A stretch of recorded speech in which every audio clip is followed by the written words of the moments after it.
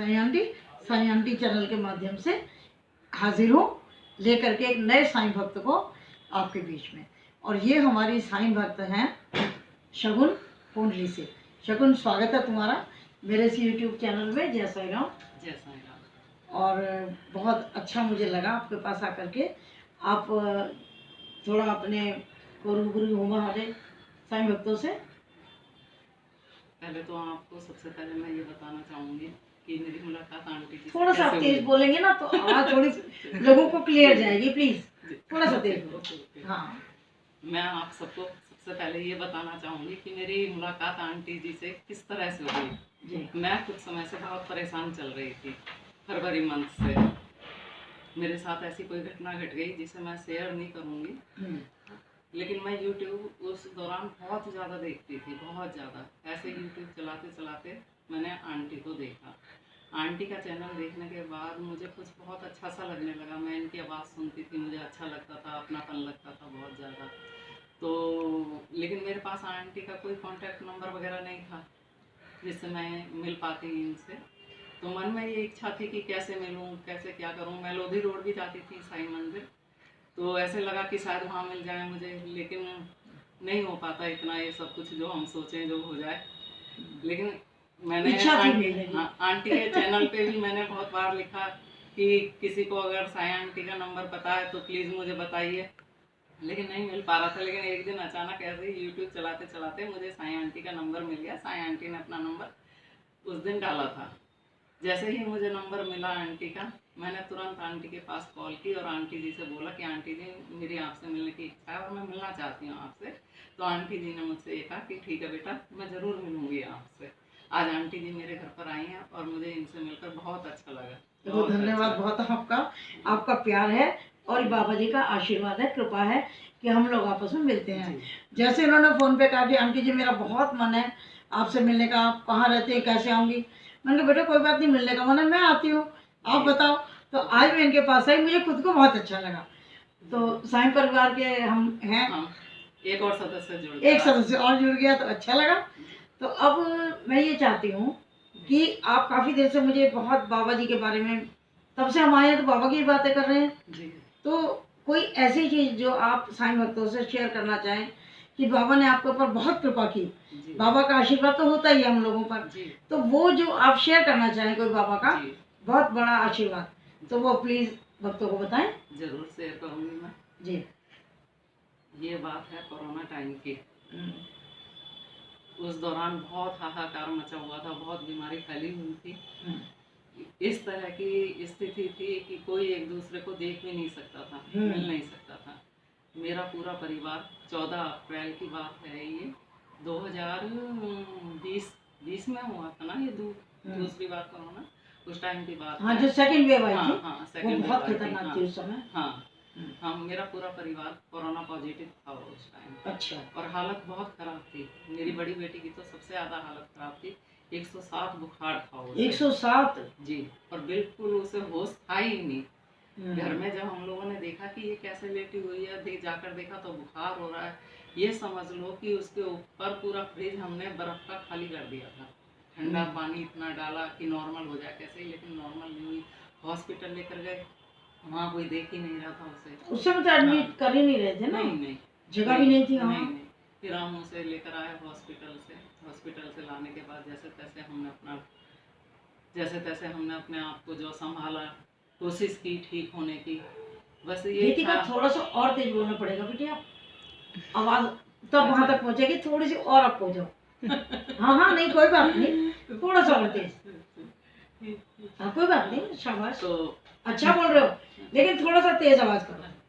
हाँ जी। वैसे तो बहुत तेज आवाज है पर नहीं वो देखो, पहले इन्होंने ये बोला कि आंटी मैंने कभी बोला नहीं है, मुझे बोलना आएगा नहीं। बोलना सब कुछ बढ़िया बोल रही है ना, आप भी सुन रहे हो। आवाज थोड़ी सी कम कर पा रही है, पहली बार बोल रही है, वो कोई दिक्कत नहीं है। लेकिन जब आप थोड़ा सा और तेज बोलेंगे ना तो भक्तों को आवाज अच्छी सुनाई देगी। अच्छी बात बता रहे हो आप। हाँ जी, बताइए।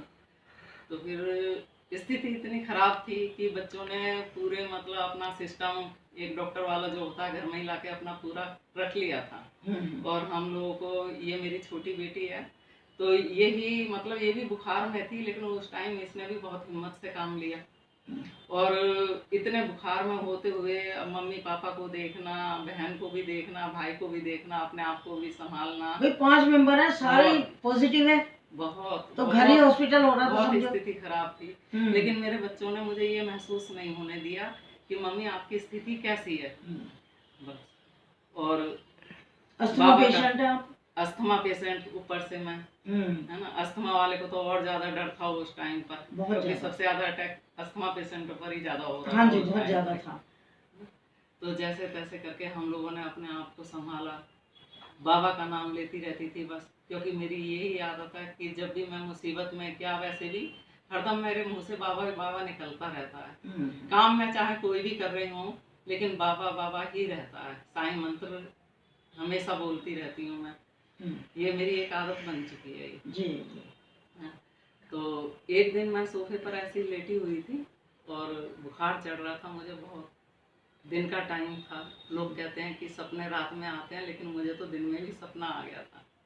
तो मैं लेटी हुई हूँ और लेटे लेटे मुझे ऐसे लगा कि मेरे पिताजी आए हैं सपने में, और पिताजी के हाथ में लोटा लगा हुआ है। तो वो मुझसे पूछ रहे हैं कि क्या हुआ, कैसे पड़ी हुई है। मैंने बोला पिताजी मैं बीमार हूँ बहुत ज़्यादा और मुझे बुखार हो रहा है। तो बोले कुछ नहीं हो रहा तुझे, चल उठ। उन्होंने मेरे ऊपर पानी के छींटे मारे और मुझसे बोले उठ फटाफट, कुछ नहीं है तुझे, उठ के बैठ चल। जो लोटे में पानी था वही आपको ऊपर छिड़क दिया? वही छिड़क दिया मेरे ऊपर। और उस टाइम से मैं मतलब ठीक होने लगी। जो मैं ये सोचती थी कि पता नहीं क्या होगा, कैसे होगा, हम लोग ठीक हो पाएंगे या नहीं हो पाएंगे, क्योंकि उस समय ऐसी हालत थी कि कोई फोन भी अगर आता था तो डर जाते थे कि पता नहीं कौन सी क्या सूचना होगी। जी जी। लेकिन उस सपने के बाद से और मतलब एक ऐसा पॉजिटिव वो हो गया कि मैं धीरे धीरे ठीक होने लगी। मेरा पूरा परिवार ठीक होने लगा धीरे धीरे। ये बाबा की कृपा मानते हो आप इसको? बाबा की कृपा मानती हूँ। हाँ, तो जैसे हर मुसीबत में बाबा मेरा साथ देते हैं। हाँ जी। जब भी मैं कहीं मुसीबत में होती हूँ, मेरे मुंह से बस साईं बाबा का मंत्र और बाबा बाबा निकलता है। तो बाबा ने तो ये कहा है ना कि त्याग शरीर चला जाऊंगा और भक्त है तो दौड़ाऊंगा, जहाँ मेरे भक्त मुझे बुलाएंगे मैं फौरन हाजिर हो जाऊंगा। तो देखिए जैसे अभी आप बता रहे थे कि जब आपके पिताजी तो है नहीं, लेकिन वो सपने में दिखे, तो वो बाबा ही बाबा ही आपके पास आए, समझो, क्योंकि वो किसी भी रूप में आ सकते हैं, लेकिन वो अपना अनुभव करा देंगे कि अगर तू मुझे बुला रही है तो मैं तेरे साथ हूँ। और घर का एक भी व्यक्ति यदि बाबा को याद करता है तो पूरे घर को संभालने की जिम्मेदारी उनकी होती है। ऐसा आपको लगता है? लगता है, पूरा विश्वास है। तो ये सब जो चमत्कार या कृपा होती है सब पे होती है। मेरी दिनचर्या ऐसी है, मैं सुबह उठूंगी, जब तक मैं पूजा नहीं कर लेती, बाबा की चिरागे नहीं जला देती, मैं कुछ काम नहीं कर सकती। तो बाबा से आपको शक्ति मिलती है? जी हाँ जी, बिल्कुल पूरी शक्ति मिलती है। हाँ। देखिए साईं भक्तों, बहुत अच्छा लगा होगा आपको ये अनुभव कि घर के किस, और उस समय आपके परिवार के भी शायद कोई आपके देवर या कौन भी आप बता रहे थे? मेरी बेटी के खत्म हुए थे। नहीं, कोरोना में भी गए थे ना कोई? हाँ, कोरोना में भी मेरी जो नंद है वो खत्म हो गई थी, मेरे जेठ वो खत्म हो गए थे। स्थिति ऐसी थी कि हम उन्हें देख भी नहीं पाए। उनको देख भी नहीं पाए।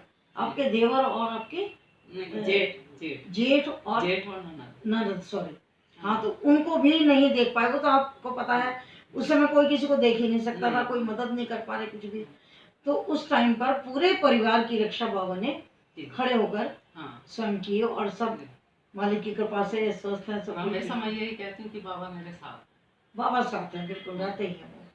तो बहुत अच्छा लगा आपसे। मैं यही कहना चाहूंगी कि जैसे लोग जो थोड़ा सा दुख आने पर और हिम्मत हार जाते हैं कि नहीं अब हमें पूजा नहीं करनी, अब हम किसी को नहीं मानेंगे, या आजकल एक ये बहुत चल गया चलन में, जैसे सीरियल देखते हैं, सीरियल में कि अच्छा आपकी बार ये कृष्ण भगवान जी ज्यादा चल रहे हैं, आपकी बार ये चल रहे हैं, ये चल रहे हैं, तो चेंज करने लग जाते हैं।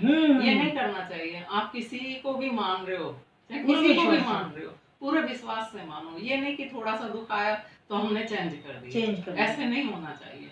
विश्वास रखो आप।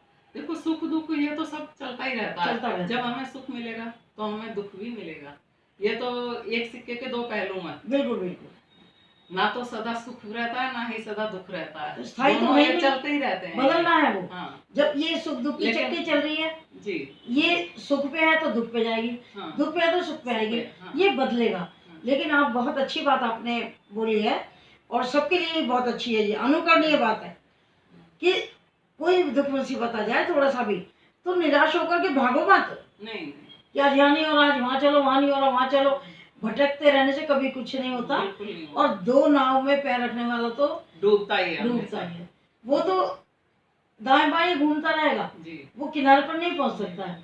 और एक नाव में तसल्ली से श्रद्धा और सबूरी रख के चलेंगे तो किनारे लग जाएंगे। जी ठीक है नहीं जी, बात? हाँ बिल्कुल ठीक, मानते हो इसे तो? बिल्कुल।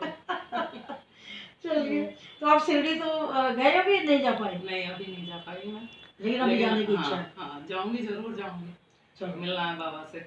हाँ बिल्कुल, बाबा जी आपको बुलाएंगे। और कल मैं जा रही हूँ, इन्होंने आज सुबह जब फोन पे बात की ना कि आंटी मिलने का मन है करके, तो कहने लगी कि कल आप शिरडी जा रहे तो कोई नहीं, आप आ जाओ। मैंने कहा चलो, एक साई परिवार का मेंबर है, मिल के आते हैं। और अब बाबा की कृपा रही तो नेक्स्ट टाइम ये पक्का चलूंगी इकट्ठे ही चलेंगे। जी। बाबा से कल दुआ करूंगी कि बाबा अब आप इनको भी जल्दी से बुला लो, और बुला लेंगे बाबा, बुला लेंगे बाबा, बुला लेंगे, विश्वास है बहुत जल्दी बुलाएंगे। बहुत जल्दी बुलाएंगे। तो साथियों फिर चलती हूँ और बहुत जल्द मिलती हूँ आपसे किसी अन्य साईं डिवोटी के साथ, किसी चमत्कार के साथ, या बाबा की किसी चर्चा के साथ। बहुत जल्द मिलती हूँ, तब तक के लिए जय साईं राम सबको। जय साईं राम जी।